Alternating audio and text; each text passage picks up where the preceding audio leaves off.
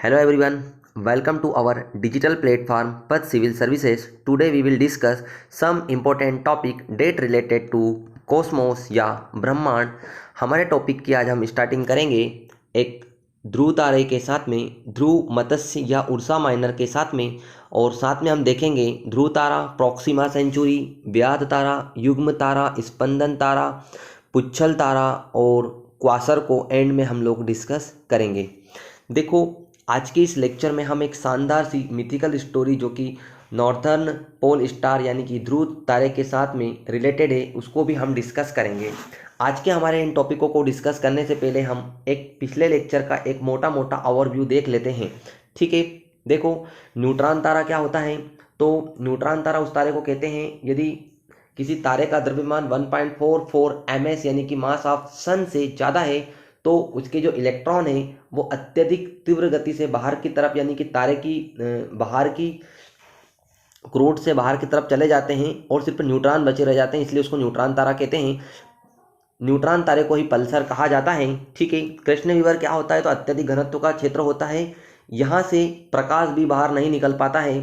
ठीक है, नक्षत्र क्या होता है तो किसी तारे का मध्याह्न रेखा से उत्तरोत्तर 2 बार गुजरने के बीच के समय को नक्षत्र कहते हैं। ठीक है, और नक्षत्र दिवस क्या होता है तो ये एक टाइम अवधि होती है यानी कि 23 घंटे 56 मिनट और 4 सेकंड की जो अवधि होती है उसी को नक्षत्र दिवस कहते हैं।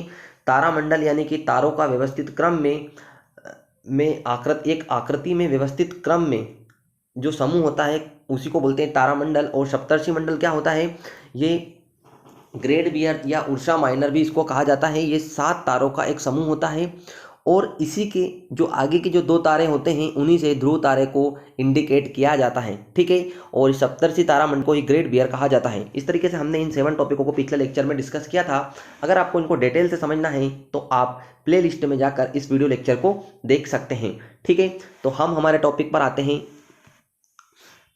पहला आज का हमारा टॉपिक है वो है ध्रुव मत्स्य या अर्शा माइनर। देखो, ध्रुव मत्स्य या अर्शा माइनर क्या है, सबसे पहले बताएंगे कि ये एक तारामंडल है। क्या है, एक तारामंडल है जो कि IAU की 88 तारामंडलों की सूची में शामिल है। ठीक है, टोटल तारामंडल कितने हैं तो 88 है IAU के अनुसार। क्लियर हुआ। ध्रुव मत्स्य तारामंडल खगोलीय गोले के उत्तरी भाग में स्थित है, यानी कि ये कहाँ पर है, जो जब हम पृथ्वी से देखते हैं तो ये उत्तर की ओर स्थित है। ठीक है, ध्रुव तारा भी आकाश में इसी तारामंडल के क्षेत्र में नजर आता है। कुल मिलाकर हम ये बता सकते हैं कि जो ध्रुव मत्स्य या अर्शा माइनर है ना, इसी का एक भाग है ध्रुव तारा। क्लियर हुआ। और इसी को लघु सप्तर्षि, अर्शा माइनर और लिटिल बियर और या लिटिल डिप्पर भी कहा जाता है, ये इसके अन्य नाम है। ठीक है, और ध्रुव तारा क्या है, इसी का भाग है। नेक्स्ट टॉपिक हम देखने वाले हैं ध्रुव तारा। देखो, आप इमेज में ये देख रहे होंगे, ये है सप्तर्षि मंडल। ठीक है, सप्तर्षि मंडल में टोटल कितने तारे हैं, टोटल 7 तारे हैं। तो इसका जो क्रतु और पुलव यानी कि जो ये वाला है ये है क्रतु और ये है पुलव, इन दोनों को जब आगे की ओर आप बढ़ाओगे तो ये ध्रुव तारे की ओर संकेत करेगा, यानी कि सप्तर्षि मंडल के माध्यम से ही ध्रुव तारे की स्थिति को जाना जाता है। अब आप ये इमेज में ये देख लीजिए, इसको बोलते हैं लिटिल डिप्पर, किसी को बोलते हैं लिटिल, ठीक है, इसी को क्या बोला जाता है, लिटिल तारामंडल कहा जाता है इसी को। ठीक है, लिटिल बियर कंसंट्रेशन इसको कहा जाता है, या इसी को ध्रुव मत्स्य भी कहा जाता है। क्लियर हुआ। अब हम हमारे नेक्स्ट टॉपिक पर आते हैं जो कि है ध्रुव तारा। Very very important. हम बचपन से लेकर आज तक हम लोग देखते आ रहे हैं, रात्रि के समय पर तारे चमकते हैं और हम इन पे बहुत सारी कहानियां भी बनी हुई हैं तारों के ऊपर। ठीक है, उसी में से ध्रुव तारे की कहानी भी आप लोगों ने सुनी होगी। इस मिथिकल स्टोरी को हम इस टॉपिक के बाद में डिस्कस करेंगे। पहले हम टॉपिक को देख लेते हैं कि आखिर होता क्या है एग्जाम के पॉइंट ऑफ व्यू से। देखो, ध्रुव तारा यानी कि इसको इंग्लिश में बोलते हैं नॉर्थर्न पोल स्टार। क्या बोलते हैं, नॉर्थर्न पोल स्टार। ये उत्तरी ध्रुव पर स्थित एक क्या है, एक तारा है और आकाश में ये हमेशा एक ही स्थान पर रहता है, यानी कि इसमें कोई हलचल नहीं होती, कांस्टेंट होता है ये। और ये लिटिल बियर जो तारा समूह है, लिटिल डिप्पर का ही ये क्या है, इसका ही एक सदस्य है। और ठीक है, और इसकी स्थिति को सप्तर्षि मंडल की सहायता से क्या कर सकते हैं, हम जान सकते हैं। इमेज में देखिए, ये एक छोटी सी गुड़िया है और ये इस ध्रुव तारे की ओर इंडिकेट कर रही है। देखो, ये जो है इमेज में ये जो 7 जो तारे हैं इसी को बोलते हैं सप्तर्षि तारा मंडल। क्या बोलते हैं? सप्तर्षि तारा मंडल इसको कहा जाता है। इसमें जो क्रतु और पुलव है, ठीक है, ये वाला जो तारा है इसको बोलते हैं क्रतु और ये है पुलव, ठीक है। इन 7 तारों के नाम है ये। जब इन आगे के 2 तारों से आप एक लाइन को सीधा आगे की ओर बढ़ाओगे और देखोगे तो जो तारा निकल कर आएगा जो चमकीला सा, उसी को बोलते हैं ध्रुव तारा, उसी को बोलते हैं नॉर्दर्न पोल स्टार। ठीक, क्लियर हुआ? तो एग्जाम के पॉइंट ऑफ व्यू से हमें इतना ही लिखना है। अब देखो हम इसकी एक मिथिकल स्टोरी के बारे में डिस्कस करते हैं।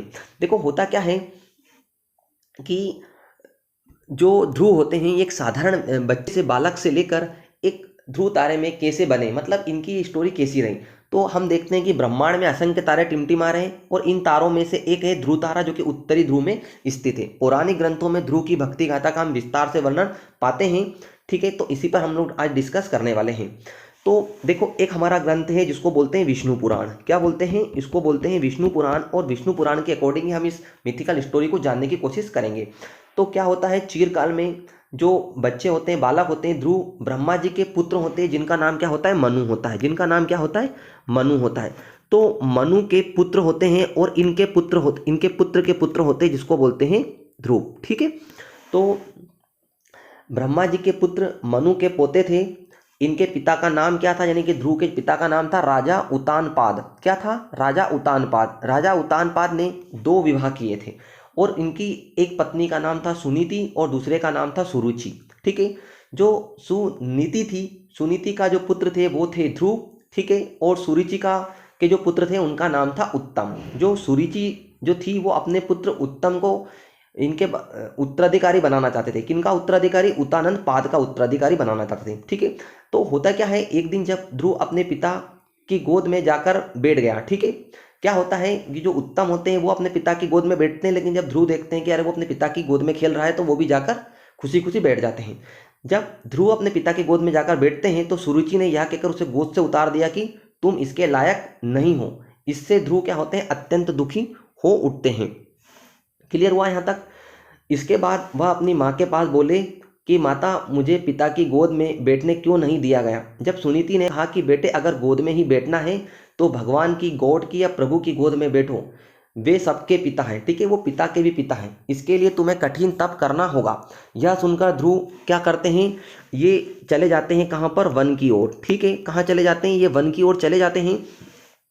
और यह जानकर नारद जी ने उन्हें वन में रोका और लौट जाने की बात कही, लेकिन ध्रुव वहां पर नहीं मानते हैं, ठीक है। नारद जी इनसे बहुत प्रसन्न होते हैं। अंत में नारद जी ने उन्हें ओम नमो भगवते वासुदेवाय नमः मंत्र जाप करने की एक विधि समझाई, विधि बताई। इसके आधार पर ध्रुव ने लगभग 9 महीने तक कठिन तपस्या की।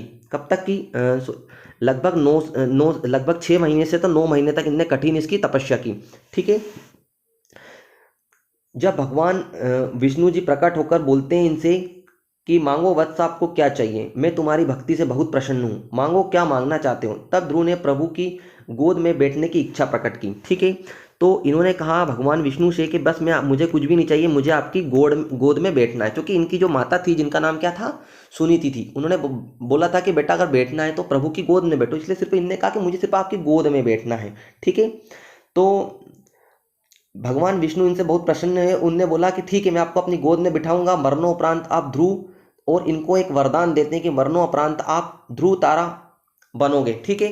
क्योंकि जो ब्रह्मांड है वो मेरा अंश है और जो आकाश है वो मेरी गोद है, यानी कि उस आकाश में आप एक तारे के रूप में स्थापित होंगे जिसको ध्रुव तारे के नाम से जाना जाएगा।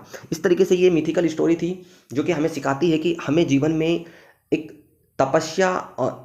तप करना चाहिए, एक तपस्या करनी चाहिए। हमें किसी भी काम को करने के लिए प्रण ले लेना चाहिए कि हाँ मुझे काम करना ही है, ठीक है। उसके रिजल्ट हमेशा पॉजिटिव ही मिलते हैं। तो हमें ये बहुत अच्छी स्टोरी एक हमें जीवन के एक बहुत अच्छे आयाम को सिखाकर जाती है। इस तरीके से हम ध्रुव तारे को एग्जाम के पॉइंट ऑफ व्यू से लिखेंगे। स्टोरी तो सिर्फ एक एंटरटेनमेंट का एक माध्यम है। नेक्स्ट टॉपिक हम डिस्कस करते हैं, हमारा है जो कि प्रोक्सिमा सेंचुरी। क्या होता है? सूर्य के बाद हमारी पृथ्वी के सबसे नज़दीक का तारा, ठीक है। तो प्रोक्सिमा सेंचुरी में पहला पॉइंट लिखेंगे हम कि जो हमारा सूर्य है, जो हमारा सन है, उसके बाद में हमारी पृथ्वी के सबसे नज़दीक का जो तारा है वो कौन सा है? प्रोक्सिमा सेंचुरी ही है, ठीक है। अब हम बताएंगे कि ये किस तारा मंडल का, जो ये तारा है ये किस तारे मंडल का है, ठीक है। तो ये नर तुरंग तारा मंडल में स्थित है, ठीक है। और एक लाल बोना तारा है ये, ठीक है, एक बोना तारा के अंतर्गत आता है ये, ठीक है। पृथ्वी से इसकी जो दूरी है वो है 4.246 प्रकाश वर्ष, क्लियर हुआ। और इसी को मित्र सी भी कहा जाता है, और इसका जो अन्य नाम है वो है ए सेंचुरी सी, ठीक है। इस तरीके से हम इसको लिख सकते हैं, ठीक है। तो पहला क्या है कि पृथ्वी के बाद हमारी पृथ्वी के सबसे नज़दीक का तारा है ये। सबसे नज़दीक का तारा कौन सा है पृथ्वी के? ऑब्वियसली बात है सूर्य है, लेकिन सूर्य के बाद में सबसे नज़दीक का तारा कौन सा है? तो वो है प्रॉक्सिमा सेंचुरी। नवतुरंग तारामंडल का भाग है, ठीक है। दूरी बता देंगे पृथ्वी से 4.246, और अन्य नाम बता देंगे इसका मित्र सी, और बायर नाम बता देंगे ए सेंचुरी सी। इस तरीके से हम 3 मार्क्स में इन पॉइंट्स को लिख सकते हैं। नेक्स्ट है हमारा व्याध तारा, जिसको इंग्लिश में बोलते हैं सीरियस स्टार, ठीक है। सीरियस स्टार भी बोला जाता है इनको, ठीक है। तो अब बताएंगे इसमें कि पृथ्वी से दिखाई देने वाला सबसे चमकीला अगर कोई तारा है, मैक्सिमम लोग समझते हैं कि सबसे चमकीला ध्रुव तारा दिखाई देता है, लेकिन नहीं भैया, सबसे चमकीला अगर कोई स्टार दिखाई देता है तो वो सीरियस या डॉग स्टार ही दिखाई देता है, ठीक है। इसको डॉग स्टार भी कहा जाता है। देखो एक्चुअली में क्या होता है ना कि जो ये सीरियस स्टार है ना, ये एक्चुअली में एक स्टार नहीं है, ये है ना 2 स्टार का समूह है, ठीक है। 2 स्टार, ठीक है। एक को बोलते हैं ए और एक को बोलते हैं बी। इसमें जो सबसे ज़्यादा चमकीला है वो ए है, और बी जो है वो कम चमकीला स्टार है, ठीक है। और हमारी पृथ्वी से जो ये सीरियस स्टार है, इसकी जो दूरी है वो कितनी है? 4.86 प्रकाश वर्ष दूर है, ठीक है। कितनी है? 8.6 प्रकाश वर्ष दूर है, यानी कि 8.5 प्रकाश वर्ष आप राउंड फिगर में इसको मान सकते हो। और इसकी जो चमक है ना वो सूर्य से 25 गुना ज़्यादा चमकता है ये, इसी कारण से हम कुछ देख पाते हैं, ठीक है। महास्वान, अब बताएंगे ना किसी तारामंडल का तो भाग होगा ये, तो बिल्कुल ये महास्वान तारामंडल में स्थित है, क्लियर हुआ। अब मैंने बता दिया ना कि जो देखो एक्चुअली में क्या होता है, गुरुत्वाकर्षण के कारण जो पहला तारा है ना, इसका जो इसके जो आसपास में जो चक्कर लगाता है वो बी तारा लगाता है। या ऐसा भी हो सकता है जो हमारा जो सूर्य है ना, एक्चुअली में तारे कभी भी सिंगल नहीं होते, या तो वो एक होते हैं, 2 होते हैं, या 3 होते हैं, ऐसे होते हैं गुरुत्वाकर्षण कारण। एक सूर्य एक एक्सेप्शन है इसका कि वो सिर्फ एक ही तारे का समूह है, नहीं एक ही तारा है वो। मैक्सिमम में क्या होता है कि एक तारे के साथ में दूसरा तारा भी उसका क्या करता है, उसका चक्कर लगाता है, ठीक है। तो सीरियस भी कुछ इसी प्रकार का पेयर स्टार है, सीरियस स्टार भी इसी तरीके का एक पेयर स्टार है, ठीक है। तो सिर्फ हमको इतना ही लिखना है कि पृथ्वी के बाद में, सूर्य के बाद में सबसे चमकीला तारा डॉग स्टार भी कहते हैं। 2 तारा ए और बी का समूह है, 8.6 प्रकाश वर्ष दूर है, सूर्य से 25 गुना अधिक चमकदार है, और महास्वान तारामंडल का क्या है ये में स्थित है ये, क्लियर हुआ। इस तरीके से हमको इसको लिखना है। नेक्स्ट टॉपिक है हमारा युग्म तारा या पेयर्स स्टार या बाइनरी स्टार भी इसको कहा जाता है, ठीक है। तो देखो अभी हमने देखा था कि गुरुत्वाकर्षण बल से परस्पर बंधे तारों के जोड़ों को युग्म तारा कहते हैं।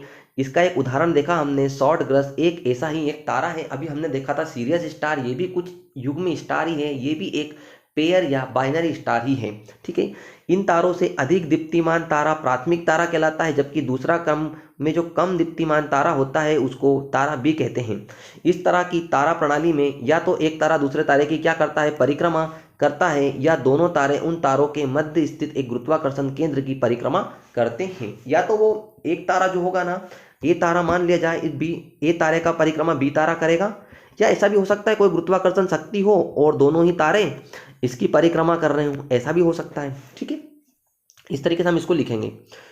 अब आता है नेक्स्ट हमारा स्पंदन तारे या पल्सेटिंग स्टार। देखो क्या होता है, ऐसे तारे जो बहुत ज़्यादा क्या करते हैं, फैलते हैं, बहुत ज़्यादा क्या करते हैं, फैलते हैं, या फिर बहुत ज़्यादा क्या करते हैं, सिकुड़ते हैं। बहुत ज़्यादा फैलते हैं या बहुत ज़्यादा सिकुड़ते हैं, तो ये प्रक्रिया इनकी चलती रहती है, यानी कि फैलना सिकुड़ना, तो इन्हीं तारे को बोलते हैं स्पंदन तारे। ऐसे तारे जिनमें फैलने और सिकुड़ने की प्रक्रिया लगातार चलती रहती है स्पंदन तारे कहलाते हैं। और जो सेपायड होता है ना, सेपायड, इसका हम उदाहरण देख सकते हैं। सेपायड एक स्पंदन या कि एक पल्सेटिंग स्टार ही है, क्लियर हुआ। नेक्स्ट आता है हमारा पुच्छल तारा। देखो नाम से इंडिकेट हो रहा है कि कहीं ना कहीं इसमें पूछ जैसी आकृति निकली होंगी। तो क्या होता है, आकाशीय पिंड जो धूल, बर्फ, हिमानी गैसों आदि से बने होते हैं और सूर्य के चारों ओर लंबी व अनियमित कक्षा में क्या करते हैं, घूमते रहते हैं।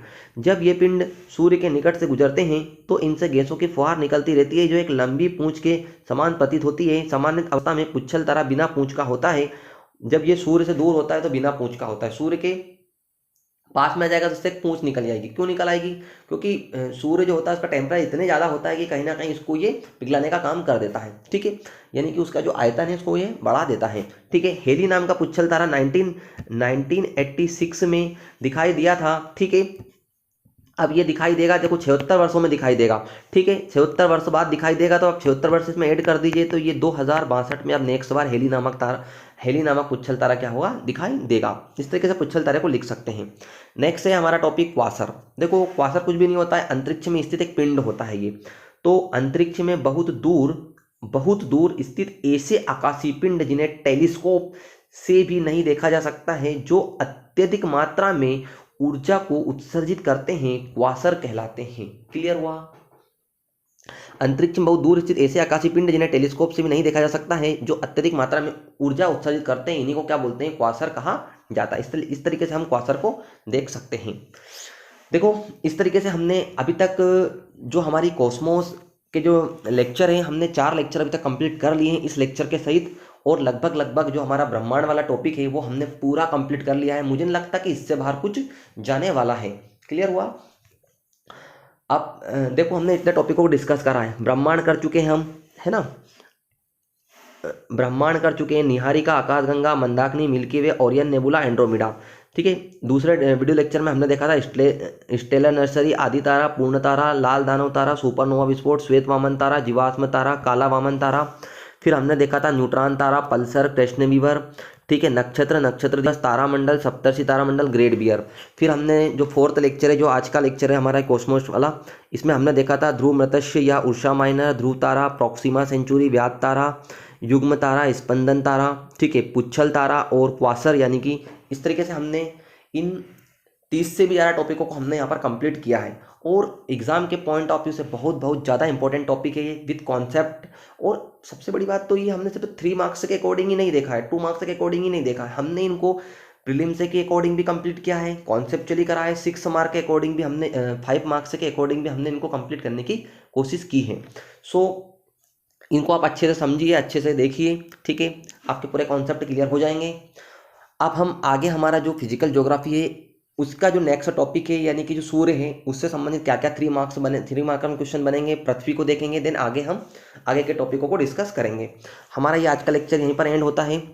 ठीक है, मिलते हैं हम हमारे नेक्स्ट टॉपिक के साथ में। तब तक के लिए जय हिंद, जय Bharat. Thank you so much.